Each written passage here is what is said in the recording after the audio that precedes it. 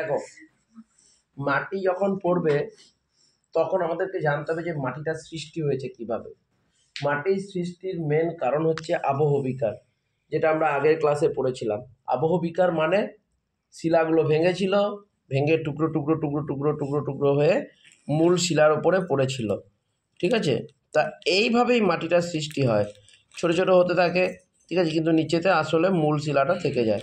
তাহলে মূল শিলাটা থেকে কি হয়, ভেঙে পড়ে মৃত্তিকা সৃষ্টি হয়। ঠিক আছে, এইবারে এই যে মাটি সৃষ্টি হলো, মাটি সৃষ্টি হওয়ার জাস্ট আগের যে স্টেপটা, সেটাকে আমরা রেগোলিথ বলে, আমরা আগেই পড়েছি।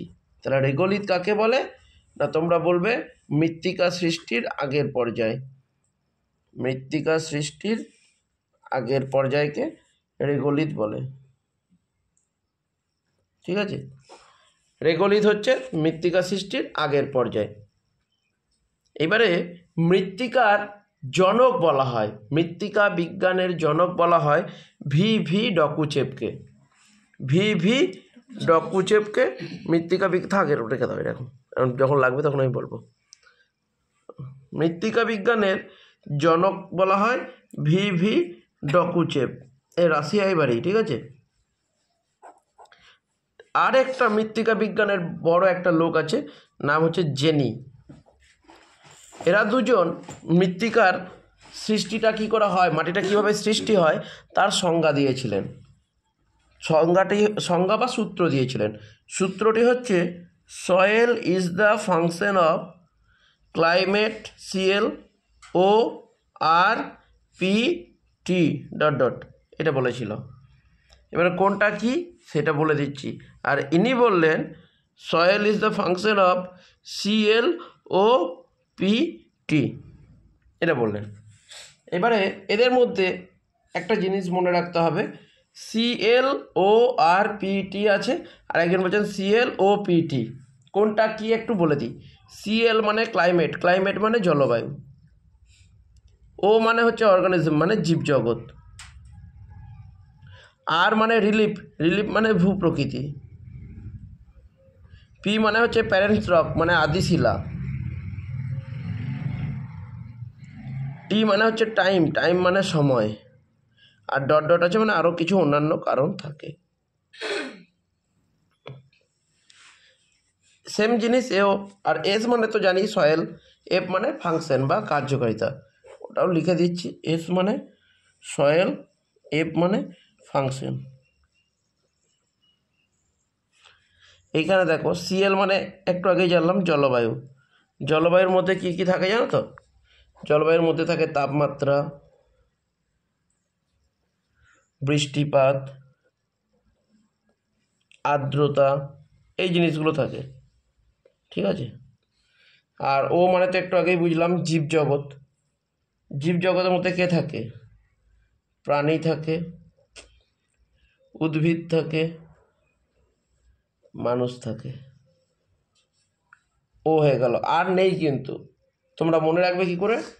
ডকুচেপের গার্লফ্রেন্ড ছিল রিয়া, তাই রিয়ার সঙ্গে ব্রেকআপ হয়ে গেছে, তাই ও রিয়ার নাম আর নামটাকে মুখে আনতে চায় না, তাই আরটাকে উড়িয়ে দিয়েছে।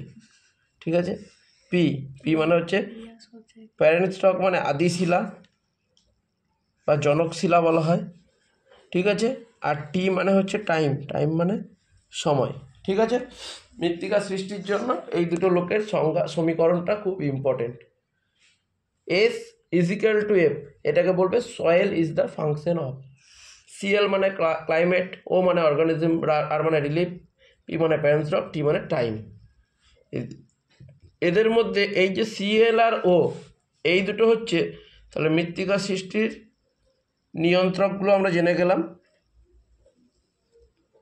কি কি নিয়ন্ত্রক মানে কোন কোন জিনিসের দ্বারা মৃত্তিকা সৃষ্টি হয়, এই জিনিসগুলির দ্বারা। সিএল ও আর পিটি এটাকে দুভাগে ভাগ করেছে, একটা হচ্ছে সক্রিয় কারণ, আর একটা হচ্ছে সক্রিয় নিয়ন্ত্রক, আর একটা হচ্ছে নিষ্ক্রিয় নিয়ন্ত্রক। সক্রিয় নিয়ন্ত্রক কোনগুলি না, প্রথম দুটি সিএল আর ও। তাহলে নিষ্ক্রিয়গুলো কি কি হবে?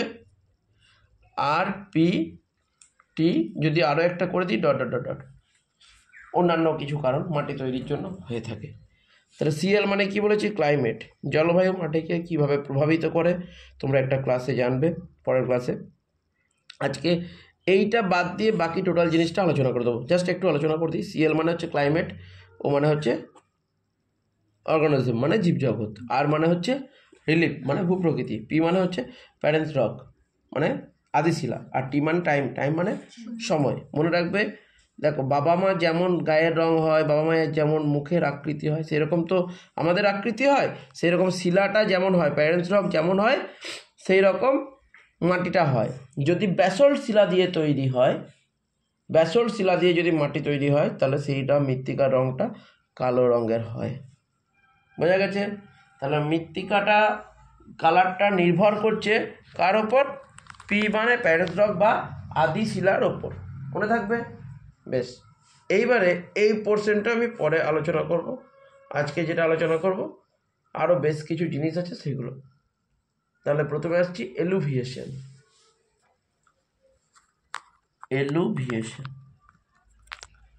এলুভিয়েশন পড়লেই তোমরা ইলুভিয়েশনটাও বুঝে যাবে। এলুভিয়েশন আর ইলুভিয়েশন, তাহলে মাটির এই যে স্তরগুলো তৈরি হয়েছে, এই এক একটা স্তরকে এ স্তর বা হরাইজন বলা হয়, ইংলিশে বলা হয় Horizon. A B C D এরকম করে স্তর থাকে। এই ডিটা হচ্ছে আদি শিলা, মানে এইটা পুরোটাই একটাই শিলা ছিল, কিন্তু ভাঙতে ভাঙতে ভাঙতে ভাঙতে মাটি তৈরি হয়েছে। এ বি সি এই তিনটেকে একত্রে রেগোলিথ বলা হয়, রেগোলিথ বলা হয়। আর এই এ আর বিটাকে একত্রে বলা হয় সোলাম। কি বলে? সোলাম। এইবারে মাটি সৃষ্টি হয়ে গেল, ডিটা হচ্ছে আদি শিলা, ঠিক আছে। এইবারে গাছ জন্ম নিল, এবার গাছের পাতা তো পড়বে, শুকনো গাছের পাতা পড়েছে, ধরো গরুতে পায়খানা করেছে, ঠিক আছে, ছাগলে পায়খানা করেছে, কোনো প্রাণী মরে পড়ে গেছে, দিয়ে মাটির ওপরে একটা কালো রঙের একটা জৈব স্তর সৃষ্টি করবে, যেটাকে ও স্তর বলা হয়। কি বলে? ও স্তর। ওটাকে হিউমাস স্তরও বলা হয়। হিউমাস কথার অর্থ কি? কালো রঙের যে একটা স্তর, যে স্তরে জৈব পদার্থ থাকে। জৈব পদার্থ মানে জীবদের অংশ। জীবদের অংশগুলো কি কি আছে? গাছের পাতা আছে, তারপরে কি বললাম, বিভিন্ন প্রাণীর মলমূত্র আছে, বিভিন্ন প্রাণীর মরা মৃতদেহ আছে, সেইগুলো মিশে একটা কালো রঙের একটা স্তর তৈরি করছে, যেটাকে হিউমাস বলা হচ্ছে। বোঝা গেছে? যে মাটিতে হিউমাস, আমরা গোদা বাংলায় বলি গোবর সার, গোবর সার বলি না, গোবর সারটা ওই এক প্রকার হিউমাস। যে মাটিতে হিউমাস যত বেশি, সেই মাটির উর্বরতা তত বেশি। বোঝা গেছে? তাহলে উর্বরতা বেশি কখন হবে? যদি মাটিতে হিউমাসের পরিমাণ বেশি হয়। বোঝা গেছে? হিউমাসের রংটা কেমন বললাম? হিউমাস হলে মাটির কালার কেমন হয়? কালো।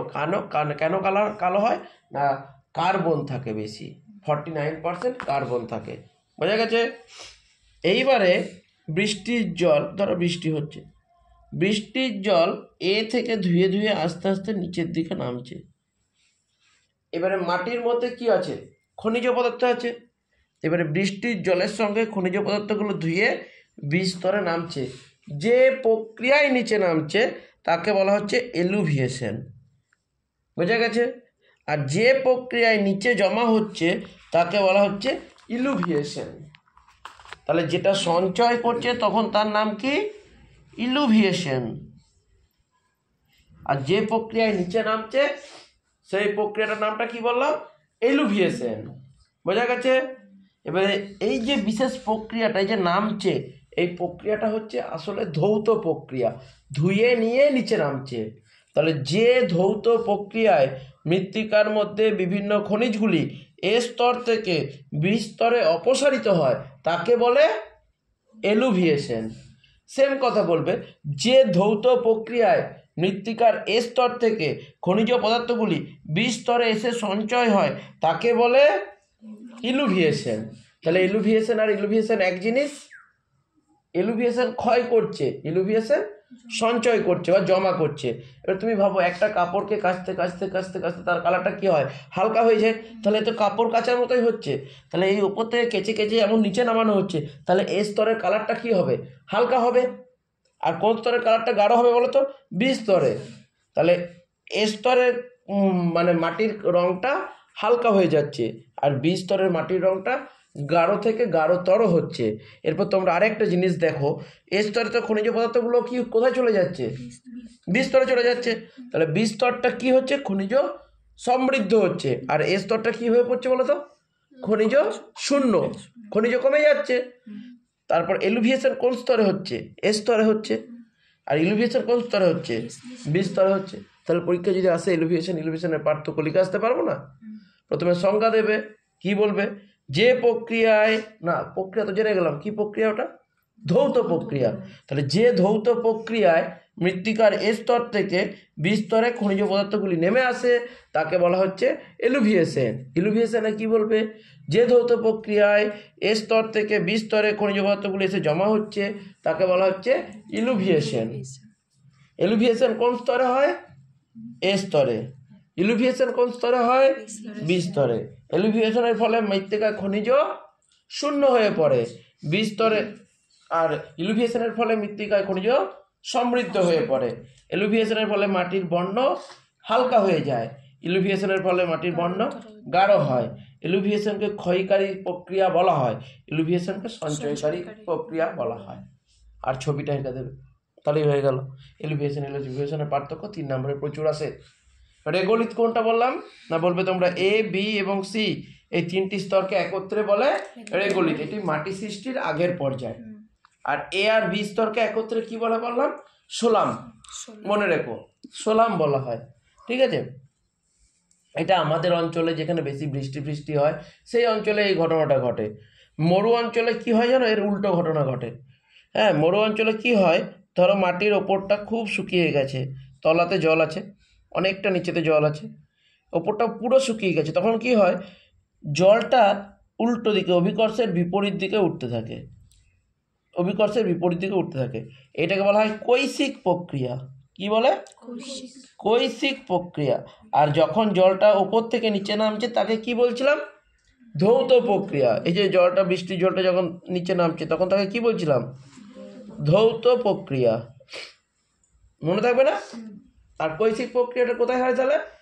মরু এবং মরুপ্রায় অঞ্চলে, যেখানে মরুভূমি আছে সেখানে এই প্রক্রিয়াটা বেশি কার্যকরী হয়। এরপর তোমাদের একটা জিনিস মনে রাখবে, এই যে শক্ত যে শিলাটা যে তৈরি হয়েছে, এইটা তো পুরো সিমেন্টের মতো ঢালাইয়ের মতো হয়ে যায় জিনিসটা।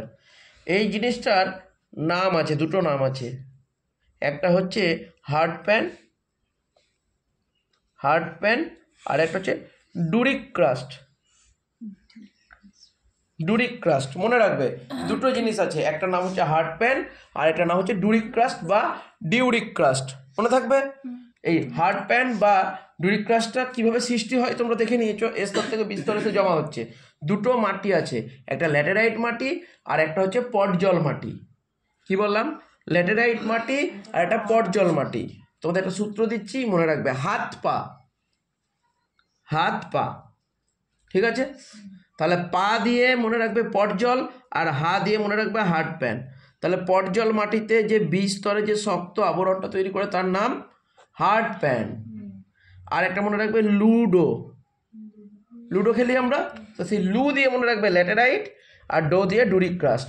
সেম মেকানিজম, জিনিসটা প্রক্রিয়াটা একই, যে মৃত্তিকার এ স্তর থেকে বি স্তরে যখন খনিজ পদার্থটা জমা হচ্ছে ল্যাটেরাইট মাটির ক্ষেত্রে তখন তাকে বলা হবে ডুরিক ক্রাস্ট, আর যদি পটজল মাটির ক্ষেত্রে হয় তখন তাকে বলা হবে হার্ড প্যান।